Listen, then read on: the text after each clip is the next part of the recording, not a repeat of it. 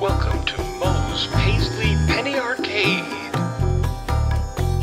1, 2, 3, 4.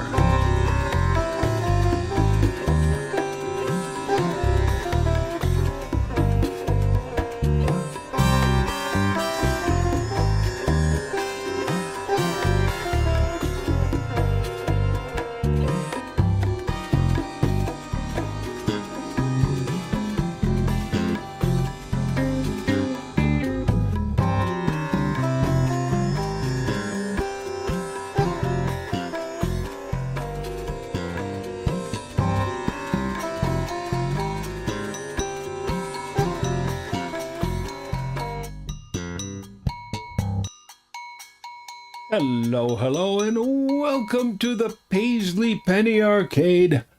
I am Mo, the proprietor of the arcade, and welcome. How y'all doing? I hope everyone is doing well. Today I am here doing what I do, and proprietoring the Paisley Penny Arcade. And doing all those things that are done. So I hope you are having a wonderful day and a wonderful week, and getting ready to incorporate Iceland into whatever. I should shut up now. Yes, I should. Today is Wednesday the 21st. Of January of the year 2026. And oh, what a day it is. Kind of chilly where I am. And maybe it is where you are too. We're expecting some cold Arctic winter-y weather here. So on the weekend, actually tonight, it's going to barrel in. And it's winter. What can I say? We've had some incredibly warm weather and nice weather, and so I guess it has to come. I should button up in here. It's cold in the arcade. Yeah, it's in my head. Yes, there's no hair, so something has to go in there. We're going to talk about the head tonight, the brain, the mind, the strangeness of it all. Might as well, shouldn't we? In metaphysics, in the mysteries. I don't know if anyone's interested in this, but it fascinated me from the time I was a kid. When I was very young, I had a photographic memory, eidetic imagery. I could look at something and remember it, all the details, and see it in my mind. And that was kind of nice, I have to admit. Got me into a lot of trouble in school. I was accused of cheating. And I had a teacher who said I was cheating. That's not fair to the other children, is it? Is it? Yeah. Anyway, because I would look up and to the right, as I recall, and I would look up and I could see the book, and I could, and read off the book, and I was taken to the principal, and the principal, would say, well, the principal didn't really know what to do. And so I was convinced that that was the wrong thing to do. So I lost that ability over the years, and, so I became a dunce. And being a dunce, well, was, not one of those things that I truly enjoyed. But, if you want to join in on the chat room, all you have to do is go to YouTube at Mo Abdelbaki, and you can do that, or you can go to 12radio.com. I don't have a chat room there, but feel free to come along and join the band, so to speak. That's a song, actually. But this is going to be interesting, I think, because it really is, to me, a fascinating subject. It truly is, because it's about the mind. And metaphysics, Hermeticism specifically, which is what Tarot is in and a lot of astrology is in, used secret languages, used secret codes. Let me get a card here. Let me move my glasses. And yes, why? Because people were being tormented and let me get my Crowley deck here. and show you something that I think might surprise you. To give me a second, I'm just going to go through and find a card. These cards are really big, which is nice. I use them for years and years and years and years and years. And I mentioned in my promo for this thing that tarot cards were in fact often designed with secret. This deck certainly was. It's full of secrecy. It's full of secret stuff in it that wasn't meant to be shared. And when he had this designed by Frieda Harris, there's stuff in it that I don't believe he expected her to understand. He just went ahead and said, okay, just, draw this deck. Draw this deck. I'm going to find it. Don't worry. Mnemonics. Well, what are mnemonics? Well, those are things that help you learn things, right? I've got a page over here with stuff written on it that I want to remember to talk to you about. So they're not perfect. And I don't use them for like giving a lecture or talking or something like that, because that's kind of a waste. What mnemonics are for, and they're techniques for memorizing things. In metaphysics, what they were used for were to memorize things that you wanted to have on hand when you were working with certain things, like the cards, or when you're working with specific subjects. And the reason for that was because it could get you into trouble. So it really is a fascinating subject, I think. I've been studying them all my life. The history of these things is quite phenomenal. Actually, this deck is so full of them. I've made an almost 50-year study of the Crowley deck. And it's a university of metaphysics and of itself. So it's quite fascinating. Hey, Quelly's in the room. Wednesday blessings to you too, Quelly. Nice to see you. Looking for the Chariot card. And it should be here somewhere. The art card. They're all masterpieces. Rita did a remarkable job. Lady Frieda Harris, as she's known. And because of these, here we go. Here's the Chariot card. Now, I will hold this card up.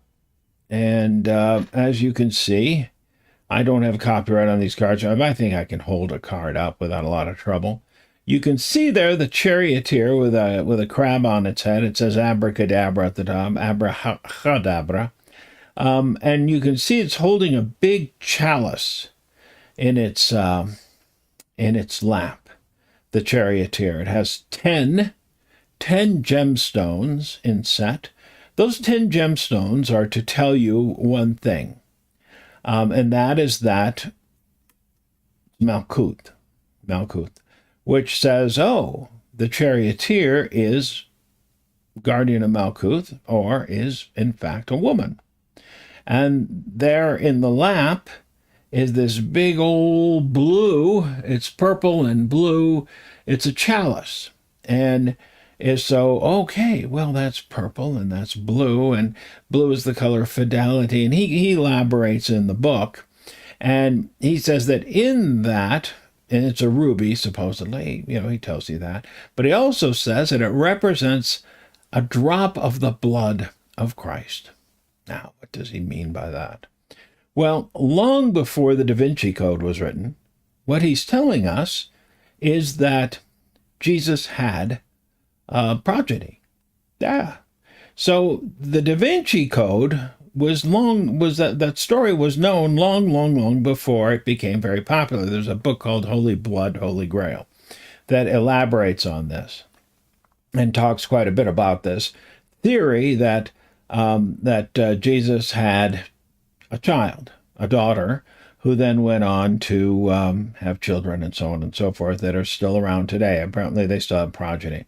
Look into it. It's kind of fascinating. But that's the type of thing that was not spoken of in open circles, in open company, because it could get you, as we use in modern age, whacked. That could get you put on the rack, or certainly could get you into an immense amount of trouble. I mean, just saying that the Earth was the center of the universe was the standard. So if you said anything other than that, you could get yourself in a lot of trouble.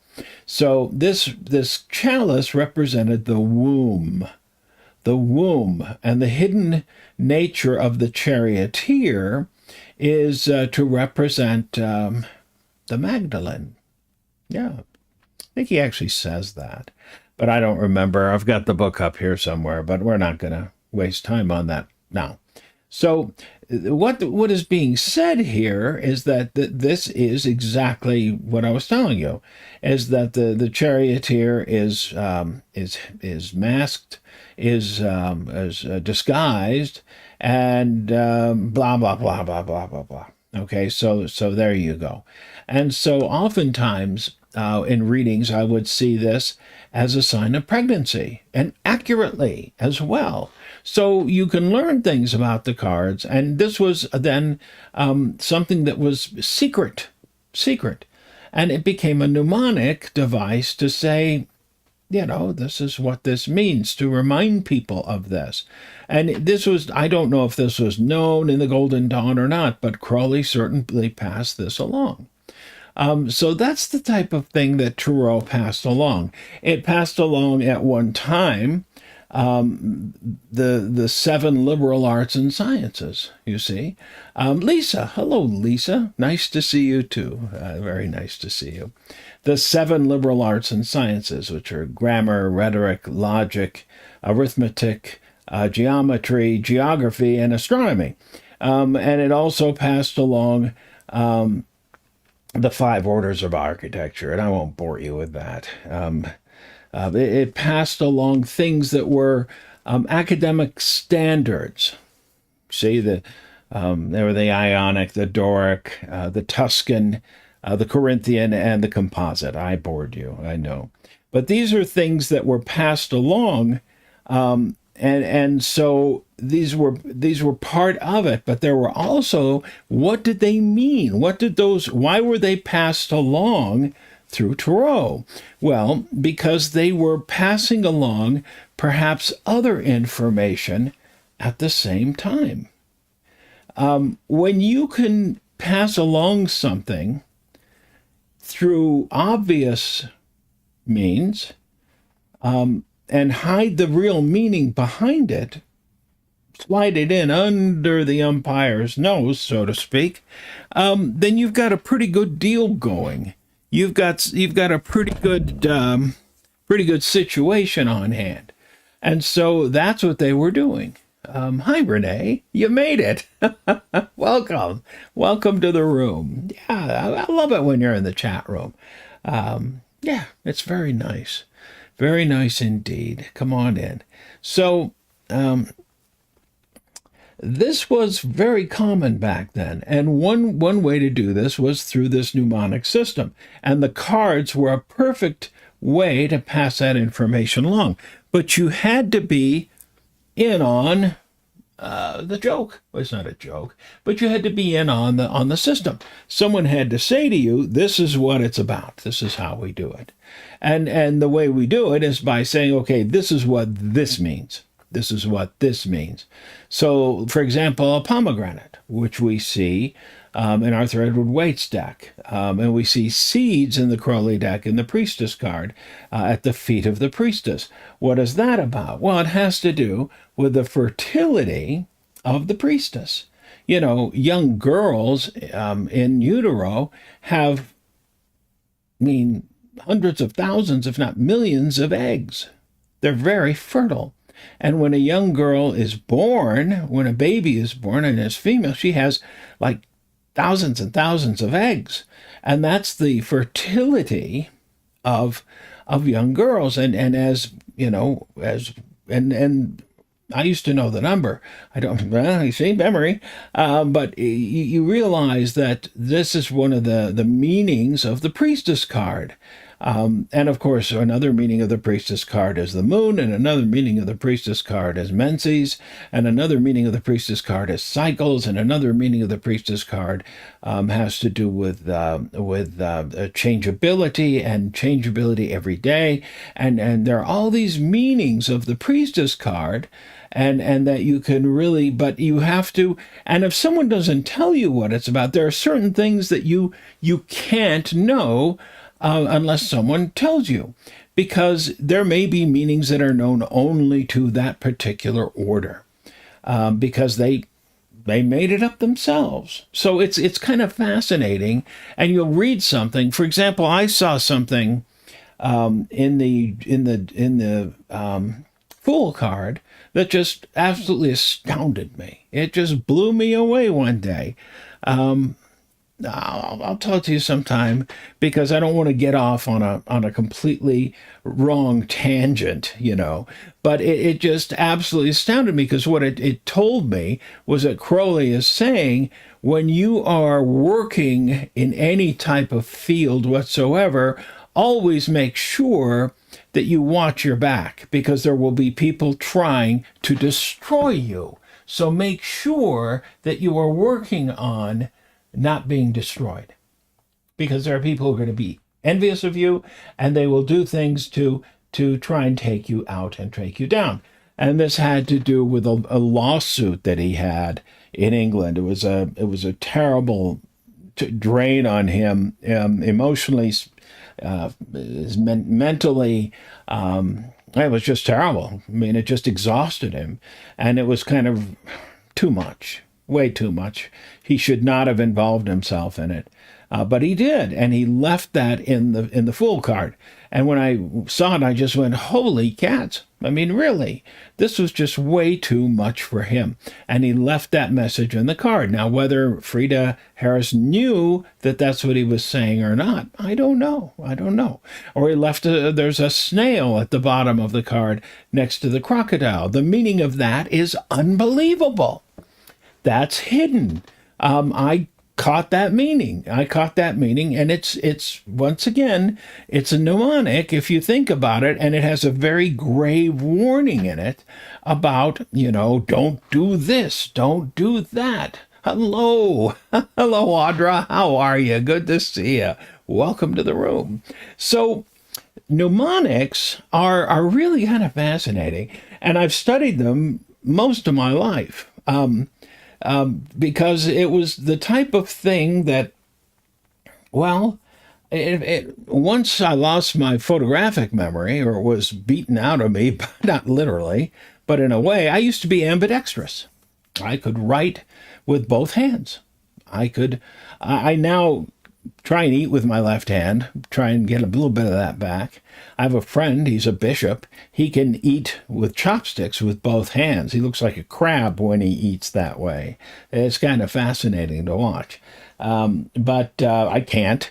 I can eat with my left hand, but I can't write with my left. I used to be able to write and read with my left hand. Not quite, but I could. I mean, it was, and they stopped me from doing that. They had me sit on my left hand because they were afraid that it would, who knows, the creature from the Black Lagoon would rise up in me or something. And I'm extremely resentful of that to this day. Because it was, and sometimes I would draw with my left hand, but it was like, what are you doing to me? What are you doing? You stopped me from my eidetic imagery, and you stopped this. But that was the 50s in the United States. That's what they did. I probably would have been worse in another country. I'm quite certain of that. So it's just a very strange thing. So I had to find other ways, like 1492, Columbus sailed the ocean blue. That's a form of a mnemonic, learning things. And mnemonics are named after Mnemosyne, she was the daughter of Uranus, and Rhea, I think, if I recall, the Titans, and she was a Titan.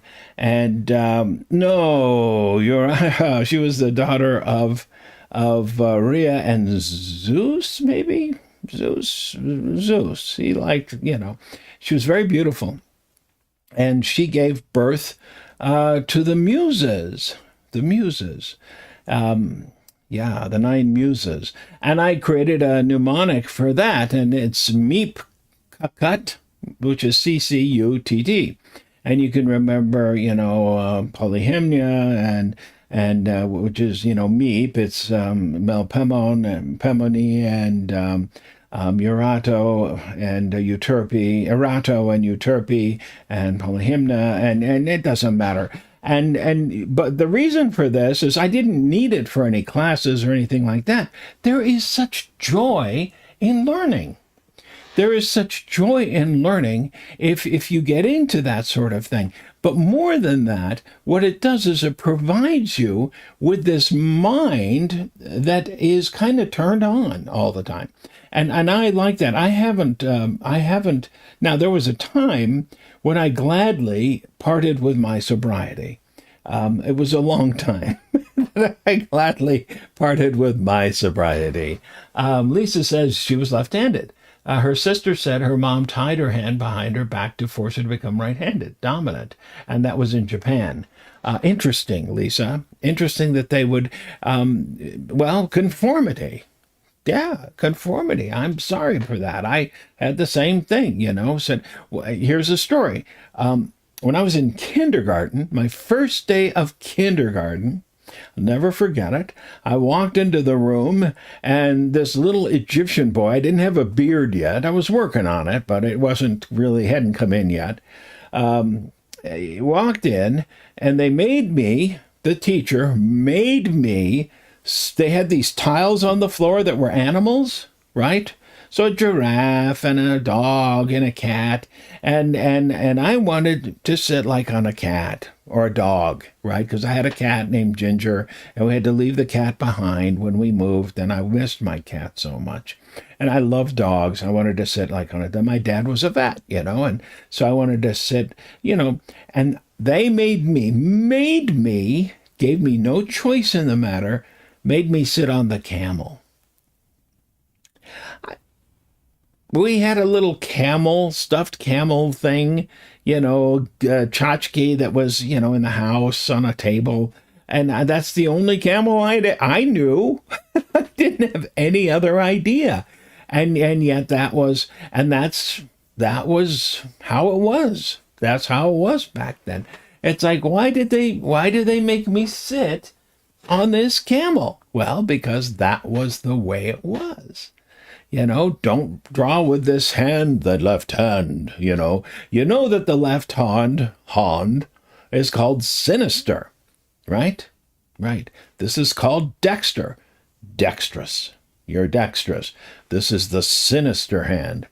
It's funny, they did a show about a serial killer called Dexter, the right hand, right? So I think that's a bit humorous that they did that. They did that on purpose, I'm sure. But that's the key. That's the case. So, yeah, we've been swindled out of certain things. But we can get it back. We can get back our heads. It sharpens the mind to do some of these things. What did I want to... Now, I'm getting into my 70s. I am in my 70s. What I'm getting into. What did I want to talk to you about for sure? I didn't want to forget to talk about. Simonides of Athens. Simonides of Athens. Simonides of Athens is supposedly the creator of these things, mnemonics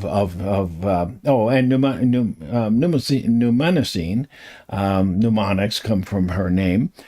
Supposedly created these things, and he had an incredible memory, but he used these little tricks. I don't know if you've ever heard of a guy named Harry Lorraine. Harry Lorraine was he was a huge deal when I was a kid. And he was also a sleight of hand magician, card magician. He was really pretty good. I bought his card book when I was in Hollywood and when I was 18 years old at, I think was it Burt Wheeler's Magic Shop or someone's magic shop down in Hollywood? And I still have it today, and it's still an excellent book. I haven't done card magic in a long time because frankly, I shouldn't say this. I won't say it other than it kind of bores me a little bit, but that's all right. Not a lot, but when it's in the right hands, nothing like it if it's in the right hands. Interestingly enough, we're going to talk a little bit about one of the best that ever lived, a guy named Di Vernon, because he used some of these mnemonics to his benefit. The guy could memorize a deck of cards, shuffled cards, legitimately memorize them very quickly in like under 3 minutes. And then, and win bets with that. He was kind of ahead of time when he was kind of a hustler, and he had made money doing that. And I used to be able to memorize a deck of cards pretty quickly because I used this technique. We'll talk about that in just a second. What is all this for? This. You want to keep your mind straight and clear? Well, I'm not saying that'll do it, but I mean, it hasn't done it for me. But I use these things. I have the I Ching up in here, most of it. Sometimes it slips away a little bit. I'm getting older. It happens. It's the weirdest thing in the world. It's the weirdest thing in the world when a name just completely slips away. It's just suddenly, woof, gone. Or a scenario is just, woof, gone, and you're like, where did it go? Where is it? Where to go? And you have to search for it. But I know people who are my age, and it's ta-ta. They can't retrieve it. And I keep practicing these things. I have a book right here in my pocket. I'm going to show it to you in a little bit. This is important book to me, and I'll tell you why in just a second. So Simonides of Athens, he created all these different things. Now, museums are named after the muses, and museums were set up specifically for people to go to be inspired. That's where they were set up for, you see. So you had someone like Calliope, who was not the muse of loud, piercing noises. She was the muse of epic poetry. So there might be a statue to Calliope, and you would go and you would stand, and if you were going to write an epic poem, you would stand there and you would say, "Oh, Calliope, I would like I'm going to write a poem," and you would stand and you would maybe talk to the statue, or you would go to a museum, and in the museum, which was filled with artwork, you would hope to be amused, filled with the muse, right? Yeah, that's what it's about. That's what it's about.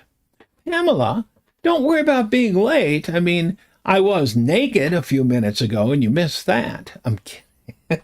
No. It would be a terrible thing to do to anybody. Welcome. So, what a horrible thing to put in people's minds, People are knitting needles right now. No. Anyway, so I think I've got a crochet hook here. Right here? Yeah. Right here? Yeah. There's a crochet hook. See, who knows? I crochet. I haven't in a long time. I like this one. This is a nice crochet hook, It's a nice one. I like that one. Look at the colors on that, too. I mean, really, Anyway. Have fun. Anyway, so Simonides of Athens is at this party. Yeah. And someone comes and says, "Excuse me, Simonides, sir. There are a couple of guys at the front door. They want to talk to you." But they say all this in Greek, of course. And so he says, okay, I'll be right back. So he gets up, and it's this huge banquet. And he goes to the door, and they say, you need to come outside right away. So he goes outside, and he sees the Dioscuri. The Dioscuri are the two twins, right? Castor and Pollux. And he goes, oh my goodness, you're deified. What are you doing here? And as soon as he goes outside and begins talking to them, boom, they vanish. And just as they do so, kaboom! This place that he's sitting at just completely collapses. And he's outside, so he's okay, but everyone inside is smushed. Don't cry. It was back a long time ago. They'd all be gone anyway, So they're all smushed. And it's like, oh my God. I mean, what now? We don't even know who they were or where they were sitting. It's terrible. So Simonides says, don't worry. I remember not only who was in that room, but where they were seated. And he goes in and he reconstructs the whole thing because of his memory. That's a great story. I'm guessing it's maybe, we make stories up. So who knows if it's real or not? Who knows if the story is true or not? But that's the story of Simonides of Athens. And that's one of the first, supposedly he's the first great mental, And there's all these others. Anyway, Harry Lorraine back in the 60s and 70s. And then a guy comes along by the name of Dominic O'Brien. And he blows the whole thing open. There was a contest. How much pie can you eat? I won that. No, that's not it. How much of pie can you remember? 3.141516, etc. It's all the further I know. Because who cares? Well, other people do. I don't. So that was the big deal. He won the championship. He's won 8 world championships, and he has a method. And the method is absolutely brilliant. It's sheer genius. And let me tell you quickly what it is. Now, I don't think I'm, it's been around for decades, I think. And it has to do with how do you remember long numbers? So what he basically says is you take every number 1 through 10 and beyond. Actually, it says every number 1 through 100, and you attach letters to it. And then you put a celebrity to it. And I did that. Here it is. My memory book. The master book. I've had this for years. It's in pencil. Why? Because, the beginning is full of revelations on tarot that I've got. And these revelations are written almost in code. It's very hard for other people to read. Not because I was trying out a type of writing and it's just so hard to read. But master list, you see. Master list of his system. So, for example, the number 11, A is the first letter of the alphabet, so it's 1. So AA, which is 11, is Arthur Ashe. That's my decision. You have to come up with your own. So, example 47 for me is Dobie Gillis. Look it up. It's Dominic O'Brien if you want to try this thing. Pamela had a crazy day. I'm sorry about that. I have those almost every day, but then I'm kind of crazy, So, Dobie Gillis. And what you do is you come up not only with, and you can look it up, and it's listed, and I think his numbers are listed, and how he does it. So, and you go, and it's an investment, because you have to come up with 100 people, and it's not easy at a certain point. Trust me, it's not easy. But I came up with the 100. 99 actually is what it is. You don't come up with 100, you come up with 99. And about halfway through, you're going, why did I start to do this? This is stupid. I don't want to do this. But it's amazing, because when you do it, and you're doing not only the celebrity, but what that celebrity is doing. So, for example, the 45th hexagram of the I Ching is Dale Evans on a horse smoking a cigarette, which tells me the I Ching it is, but also what it is. And because it tells me it's the eighth trigram and the second trigram, all of that from that. Audra had a cat named Ginger too. That's pretty sweet.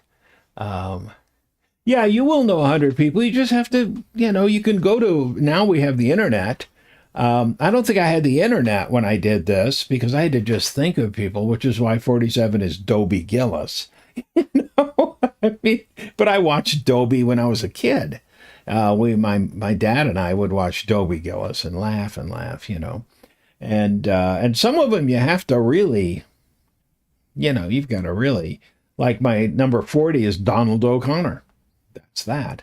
00, which is, 00 is olive oil, which is the O, And you make up your own and you write it down and you write down what they're doing. And so what that allows you to do is you can then have, it's very complicated if in the beginning, but once you get it, you practice by memorizing license plates, but using it with license plates. But you'd be absolutely flabbergasted how many times this thing comes in handy. You'd be surprised.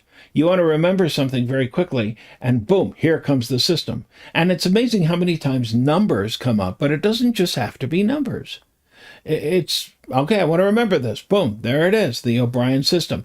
And there's another system known as the major system, right?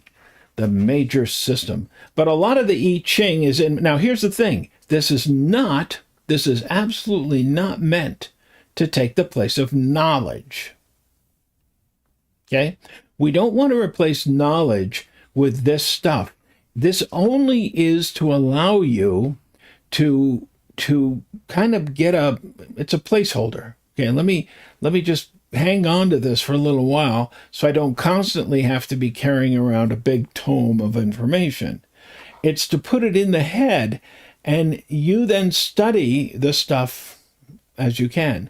64 hexagrams is a lot. 384 moving lines in the I Ching. Well, wouldn't you like to be able to use the I Ching on the fly?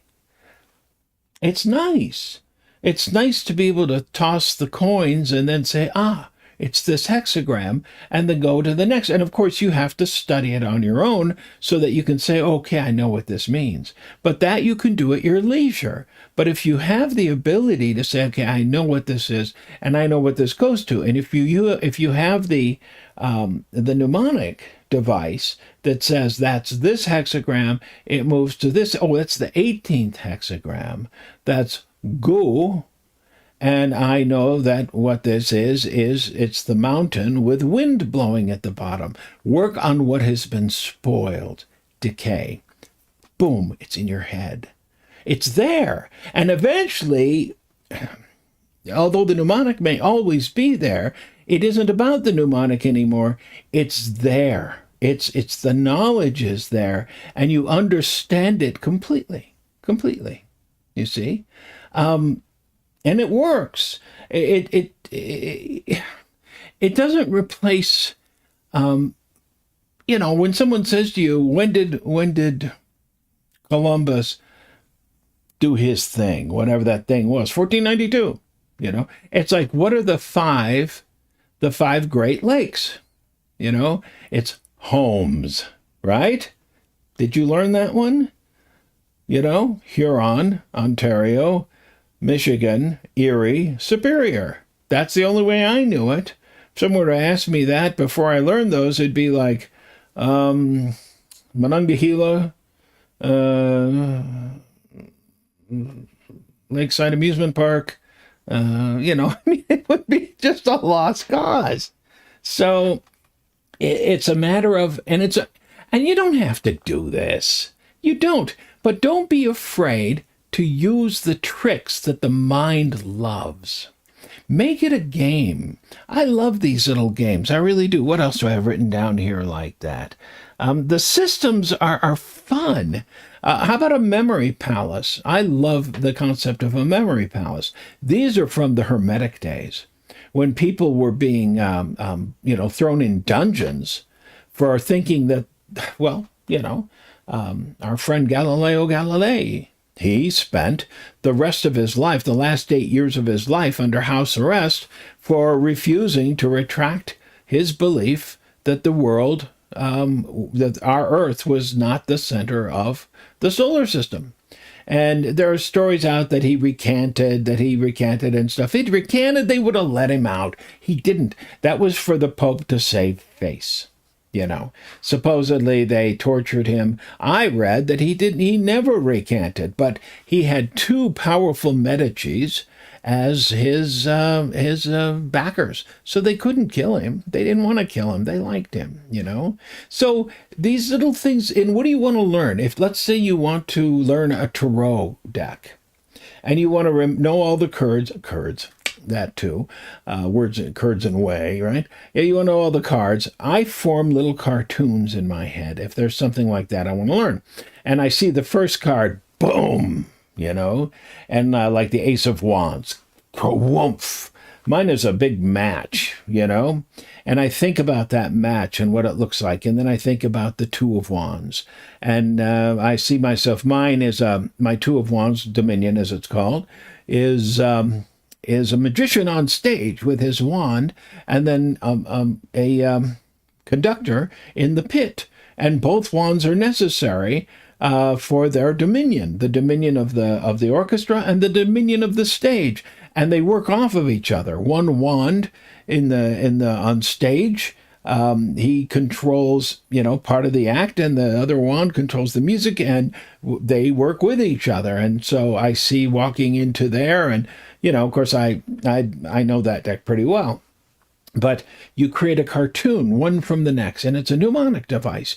You create it, and you walk into it, and you see it, and you make it as real as you can, and you'll be surprised. When you see something like that and make it as real as you can, it becomes very powerful. If you're trying to know the I Ching better, see it as the natural phenomena that they are. The hexagrams are made up of trigrams, and each trigram is a piece of nature. So, for example, the 17th hexagram is called following. What's following what? Well, there's a lake, and there's thunder at the bottom. So, and I see this big boom at the bottom, and there's this big bubble of energy that moves up and boom follows up into it's just fascinating to me. It's called sui, and it's just a remarkable sort of thing, And 17, the number 17, A is 1, right? And 7 is G, A, B, C, D, E, F, G, right? So that's Arlo Guthrie. So I see Arlo Guthrie singing a song and about this process, and you just create this little thing, and you have to go over it, the book. You write it down in pencil, and it becomes fun. This book, if I lost this, I'd be bummed, but I could figure it out again. Now, there's another major system that is very old. It's very, very, very, very old. They used to teach this to kids before people became very uptight, because the images, the more absurd the image, the better you'll remember it. Like obscene, you can remember obscene things very quickly. But they decided, no, we're not going to teach this to kids anymore. We're talking the 1500s when they said, no, can't teach this anymore. But here's the major system, and you can look this up. But I changed it a little bit because of Di Vernon, who was the magician I told you about. He really had a very great system. He changed it a little bit. About what it is every number has a letter attached to it. So the number 1 has the letter L because it kind of looks like an L. The number 2 has an N attached to it because there are two, when you do an N, right? An M is 3. 1, 2, 3. 3, if you turn on its side, it looks like an M. The number 4 rhymes with R, right? And number 5 rhymes with hive. Now that varies from the traditional major system, which started in France. So we're not going to, it's a different system. I do it differently.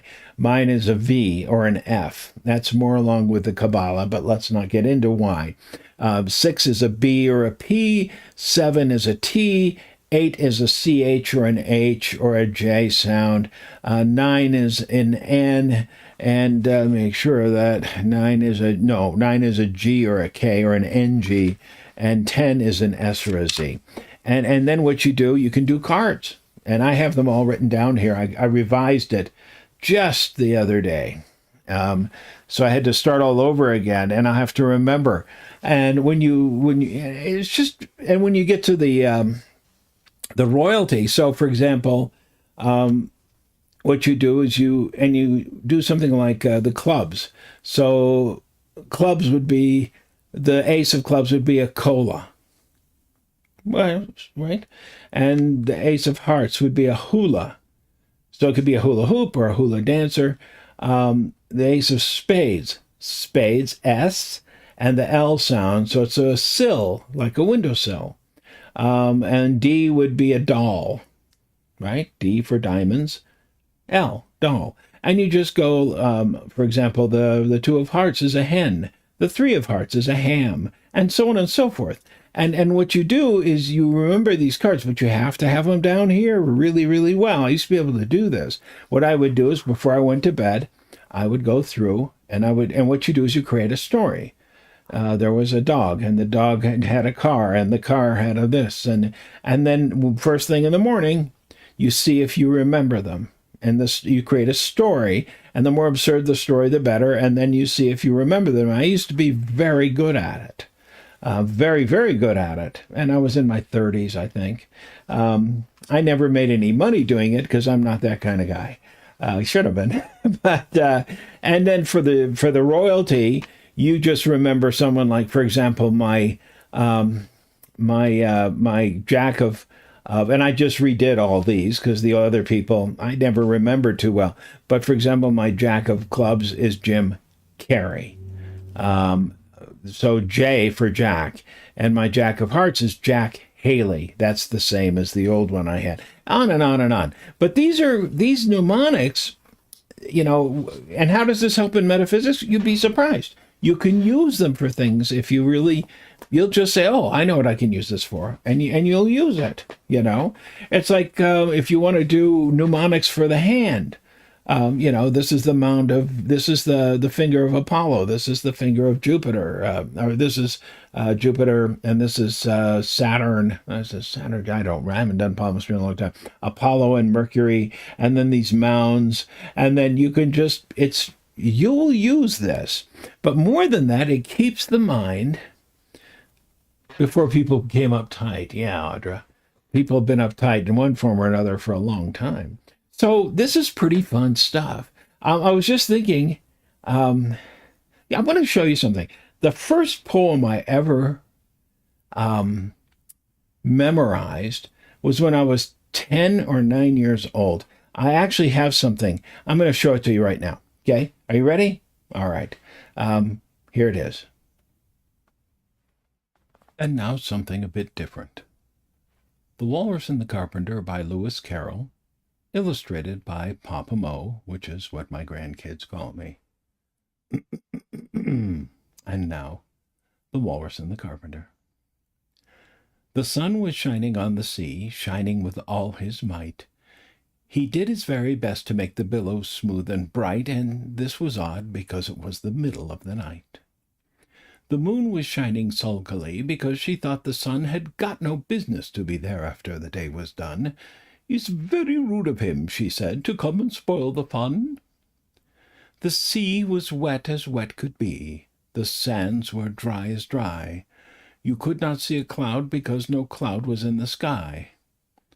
No birds were flying overhead. There were no birds to fly. The Walrus and the Carpenter were walking close at hand, and wept like anything to see such quantities of sand. If this were only cleared away, they said, it would be grand. If 7 maids with 7 mops swept for half a year, do you suppose, the walrus said, that they could get it clear? I doubt it, said the carpenter, and shed a bitter tear. Oh, oysters, come and walk with us, the walrus did beseech. A pleasant walk, a pleasant talk, along the briny beach. We cannot do with more than 4 to give a hand to each. The eldest oyster looked at him, but never a word he said. The eldest oyster winked his eye and shook his heavy head, meaning to say he did not choose to leave the oyster bed. But 4 young oysters hurried up, all eager for the treat. Their coats were brushed, their faces washed, their shoes were clean and neat. And this was odd, because, you know, they hadn't any feet. 4 other oysters followed them, and yet another 4, and thick and fast they came at last, and more, and more, and more, all hopping through the frothy waves and scrambling to the shore. The walrus and the carpenter walked on a mile or so, and then they rested on a rock, conveniently low, and all the little oysters stood and waited in a row. The time has come, the walrus said, to talk of many things, of shoes, and ships, and sealing wax, of cabbages and kings, and why the sea is boiling hot, and whether pigs have wings. But wait a bit, the oysters cried, before we have our chat, for some of us are out of breath, and all of us are fat. No hurry, said the carpenter. They thanked him much for that. A loaf of bread, the walrus said, is what we chiefly need. Pepper and vinegar besides are very good indeed.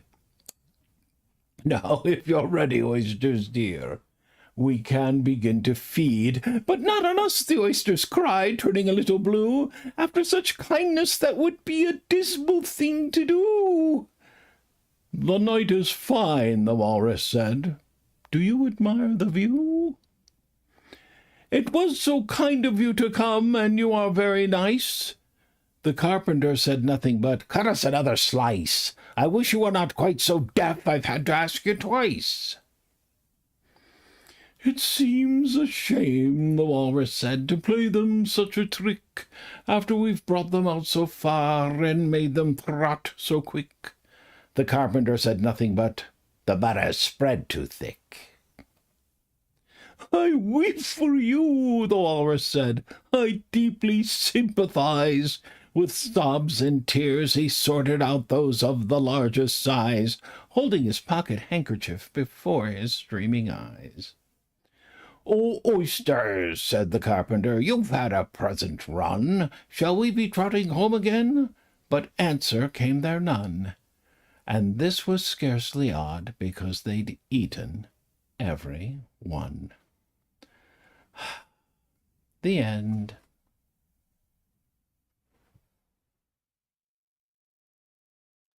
The end. Now, how's that for wanting to learn a poem for the first time, huh? So that's what got me started with that type of memorization anyway, The Walrus and the Carpenter. So, and that's public domain. The poem is public domain, and I did the drawing, so YouTube, everything is cool. You don't need to hurt me. Okay, so that's kind of an introduction to mnemonics and what it can do for you, and using it in metaphysics. It's very valuable, and this stuff, when you're doing a reading, will come in handy, because you'll suddenly, it'll just bing, pop in. And that's the thing about readings. When you're working with these things, when you're doing a reading, the information will just pop into your head like, oh my goodness, that's remarkable. And that's what'll happen. Okay? So that's kind of it. There's a lot more, of course, and it depends on, I mean, you don't have to do any of this stuff. I just I love how this works. I love it all. I love it all. And it just keeps the mind kind of, I think, juiced up and lubricated.